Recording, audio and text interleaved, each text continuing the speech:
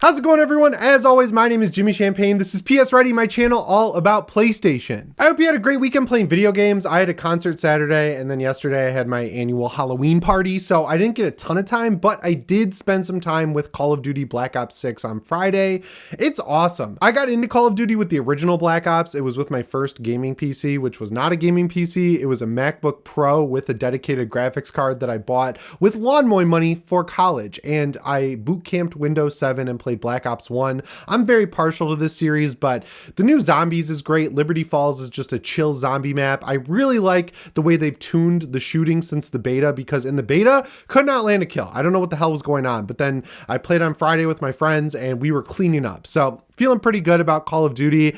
I don't need to review it because, like, if you're gonna buy it, you probably already bought it, right? Like, it's like one of the biggest games out there. Anyway, in today's video, I've got 3 topics to cover. The first one is let's check out this awesome fan-made PS4 handheld. And it's real. It runs PS4 games, which is really cool. Second on the list, we get to talk about how Sony is making PS stars worse once again, unfortunately. And finally, what the hell is the PlayStation Owners Club? All right, let's jump into the first news story here, which is all about this PS4 handheld. So this is coming from a YouTuber called Restore Technique. I've seen this person before. I've actually talked about them on Deck Ready a couple of times. And essentially what they did is they took a PS4 Slim, so the smallest PS4 that ever came out. They took the motherboard out and all the critical components, and they packed it into a handheld that works. It plays 80 minutes of The Last of Us Remastered in the video, and it looks awesome. And the reason I'm talking about this today, besides the fact that it's just genuinely cool, is that it really shows the biggest problem when it comes to creating a handheld that can run PS4 games and potentially PS5 games, and that's the battery life. Because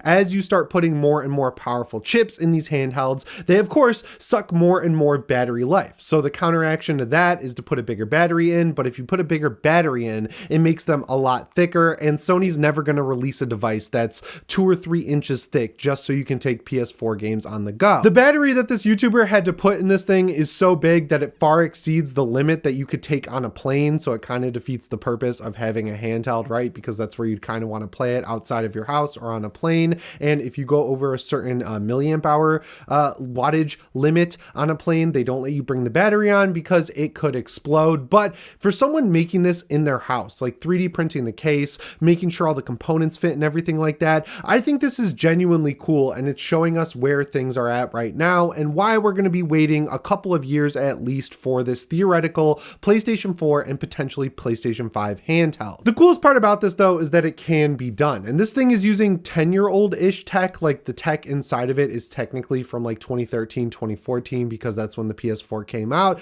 But it's technically also using newer tech because it's from the PS4 Slim. And with the Slim, they shrunk down the motherboard to make it smaller. The chip became more efficient. So it's like splitting the difference. It's like 2014 tech when it released, but it's still improved upon as the years went on with the PS4 generation. So knowing how powerful chips are right now, it stands to reason that it would probably only be a couple of years from now where we could get a chip that runs as well, if not a little bit better than what was in the PS4, but most importantly, most critically, runs a lot more efficiently. And there are real-world devices that use similar tech, like the Steam Deck itself. It has essentially a chip that's as powerful, if not slightly less than a regular PS4. It's like between a launch PS4 and a PS4 Pro. You've got the ROG Ally, which has the Z1 Extreme chip, which is really powerful. And both of those devices, the like Achilles heel on both the Steam Deck LCD and the ROG Ally and Ally X is battery life. They put bigger batteries in the ROG Ally X and the Steam Deck OLED, but it's still like getting you 2 to 3 hours at most of game time. And when the Steam Deck came out, the most you could expect with the AAA game, like from the PS4 era, was around an hour and a half of battery life. So when Sony's developing a handheld that needs to have mass market potential, you know, it needs to capture the same type of audience as something like the Nintendo Switch or the PS5, yeah, and the Xbox Series X and S, they need to make a device that can last at least 3 hours on the go with any game you throw at it. Not a situation like the Steam Deck or ROG Ally, where if you throw an indie game at it like, I don't know, Signalis, that's going to get you 4 to 6 hours of battery life. But if you throw something like Arkham Knight at it, that's going to drop you to 90 minutes to 2 hours, depending on which device you're on. Still, with all that being said, it gets me really excited for the future, because watching 80 minutes of The Last of Us Remastered being played on a handheld is is just absolutely phenomenal. And with the Steam Deck, we are farther than that technically, because you can run The Last of Us Part 1, the PS5 remake, on the Steam Deck. The problem is you've got to drop the settings down to the lowest they can go with FSR enabled. It's not a great experience, and even at that, it'll drop below 30 FPS pretty often. Like, it'll go to like 28, 29, so it's playable. It's just not optimal, so I really wouldn't recommend playing it on the Steam Deck or any of these other handhelds out there like the ROG Ally and Ally X. But it gets me really excited for this potential future we're walking into, where next generation, it seems like we're going to have a SKU of the PlayStation 6, which is going to be a home console, and then there's going to be a separate SKU using the same chip, just downclocked, for this eventual PlayStation handheld. I'm really curious if Sony is going to release them at the same time, or if it's going to be like a PS5, PS5 Pro situation where we get the PS6 at launch, and then maybe the following year or the 2 years later mark is when they release the handheld. But the more I see fans being able to do this at home with 3D printed parts, pulling apart a PS4 itself and cramming it into this handheld style chassis, the more excited I get about the possibility of this happening, because it once again shows that it can be done because people are doing it in their house. So with Sony engineers, with chip manufacturing being far advanced from 2014, all the naysayers out there who don't think this could ever be a potential future, here it is. It's right here. The PS4 has become a handheld. It's real. A fan made it in their house. So I feel like it's only a couple of years off before Sony's able to do it themselves. The more I see stuff like this though, the less and less optimistic I get about it being able to run PS5 and eventually PS6 games. I feel like the launch strategy for this is like, hey, it's going to be able to play PS1, PSP, PS2, maybe PS Vita games, definitely PS4 games, definitely not PS3 games, because I'm not a believer anymore that Sony is even trying to get PS3 backwards compatibility, because it's 4 years into the life cycle of the PS5 and it's still not happening. And then you'll use the PlayStation Portal tech to stream PS5 and PS6 games. I'm fine with that. I think that's going to be a good future for the PlayStation ecosystem. Anyway, that brings us to the second news story here, which is what's going on with PlayStation Stars. So if you opened your PlayStation app over the weekend, you were greeted with a new agreement for terms of service. And if you just clicked accept, it would look like nothing changed, but they made two major changes to the app that really suck. The first one is that if you accrue points on the PlayStation Stars app, they're only going to be good for 12 months now. So if you buy a bunch of games in a short period of time, make sure you spend those points before a year elapses, because when that year elapses, all of those points are going to go away. The second change they made is that renewing your PlayStation Plus subscription or subscribing in the first place will no longer count towards your PlayStation Stars rewards points, which really blows. But let's cover the first change here and why this really sucks. To get a game, like a full game from Sony, like Rise of the Ronin or Stellar Blade through the PlayStation Stars app, you need to save up 12, 13, all the way up to 17,000 points, which means you have to spend a ton of money on the PlayStation Store to actually get there. Because remember, unlike Nintendo, which gives you a code to punch into the Nintendo Rewards app, Sony doesn't do that. So if you're like me and you buy a lot of physical games, you don't get rewards points through PlayStation Stars for doing that. The only way to accrue PlayStation Stars points is to spend money on the PlayStation Store. So if you're someone who buys physical games and buys a few digital games, it's theoretically going to take you quite a long time to build up enough points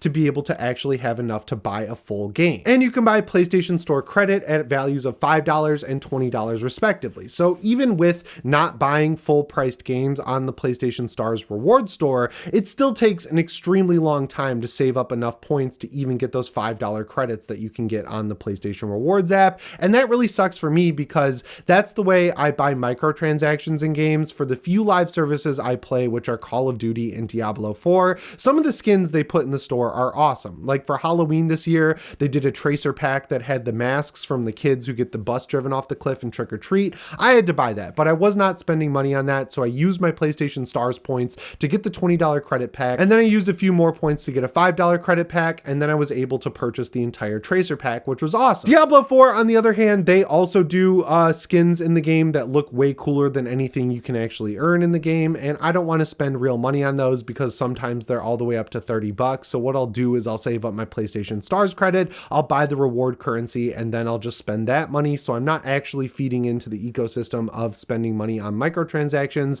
I'm reinvesting the money that I've already spent on the PlayStation Store, and I feel middle of the ground on that. I don't necessarily feel good about it, but I don't feel as bad buying into the whole microtransaction fest ecosystem that's been created over the past couple of generations of consoles. But by taking away the currency that you you earn over the course of a year, you're not going to be able to save up enough points to get, let alone a full priced game from Sony, but not even the $5 and $20 currency packs. So I'm going to be spending less money theoretically on the PlayStation Store because I'll never be able to earn enough currency with the few digital games I buy these days to actually spend money on these $20 currency packs. And that's not a good situation. It's actually stopping what Sony's trying to stop because I'll be spending less money on the PlayStation Store as a whole. Then you've got the second aspect of this, which is taking away the ability for PlayStation Plus subscription credit to actually earn you PlayStation Stars points, which really sucks because it's just a nice little bonus. The only reason I could see for them taking this away is that people are actually using it. And if people are using this service you put out there into the world effectively,